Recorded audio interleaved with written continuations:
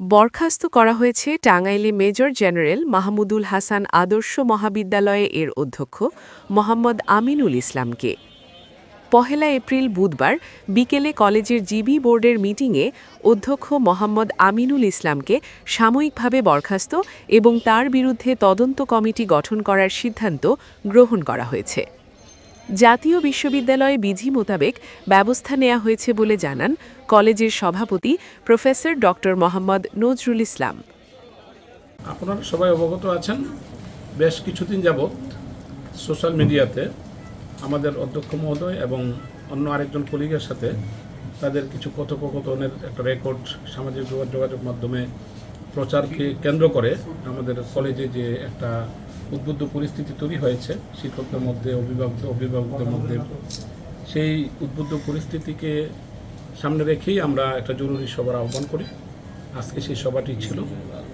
তো সেখানে আমাদের জাতীয় বিশ্ববিদ্যালয়ের যে নীতিমালা আছে, যে বিধান আছে, সেই বিধান অনুযায়ী যে কলেজে যদি এরকম কোনো উদ্বুদ্ধ পরিস্থিতি তৈরি হয়, সেই পরিস্থিতিতে আমরা জরুরি মিটিং করে যার কারণে এরকম পরিস্থিতি তৈরি হয় তার বিরুদ্ধে আমরা সিদ্ধান্ত গ্রহণ করতে পারি।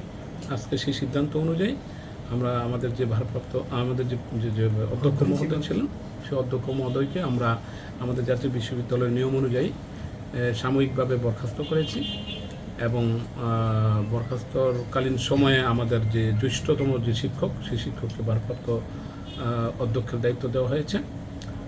আর এই পুরো যে ঘটনাটা ঘটেছে, সেই ঘটনাটা তদন্ত করার জন্য জাতীয় বিশ্ববিদ্যালয়ের যে স্ট্রাকচার অনুযায়ী কমিটি গঠন করার যে নিয়ম বলা আছে, সেই নিয়ম অনুযায়ী একটা কমিটি গঠন করার জন্য আমরা সিদ্ধান্ত গ্রহণ করেছি এবং সেটা যথাসময়ে আমাদের কমিটির স্ট্রাকচারটা, সেই স্ট্রাকচারটা হলো আপনার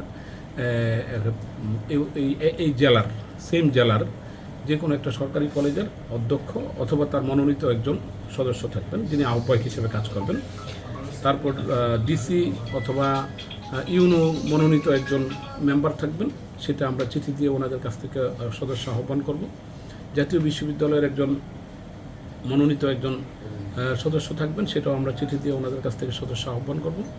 আর বাকি 2 জন শিক্ষক থাকবেন কলেজ থেকে। কিন্তু যেহেতু এখানে সকল শিক্ষকই অভিযোগ দিয়েছেন এবং কোনো শিক্ষকই আমরা নিরপেক্ষ হিসাবে আমরা পরিগণিত হয়নি, সেজন্য এই 2 জন শিক্ষক থাকার কথা ছিল, যেটা সেই 2 জন শিক্ষক যেহেতু থাকতে পারছেন না, সেজন্য আমরা এই উক্ত বিষয়টা জানিয়ে অভিযোগগুলো ব্যাখ্যা করে আমরা জাতীয় বিশ্ববিদ্যালয়ের উপাচার্য বরাবর একটা চিঠি দিব। উনি ওই 2 জন মেম্বার, ওনার মতো করে 2 জন প্রতিনিধি এখানে নিয়োগ দিবেন। এই 5 জন মিলে একটা তদন্ত কমিটি কাজ করবেন। সেটা 2 মাস সময় দেওয়া হবে। 2 মাসের মধ্যে ওনারা আশা করি একটা সুন্দর রেজাল্ট দেবেন। সেই প্রেক্ষিতে পরবর্তী পদক্ষেপ গ্রহণ করা হবে।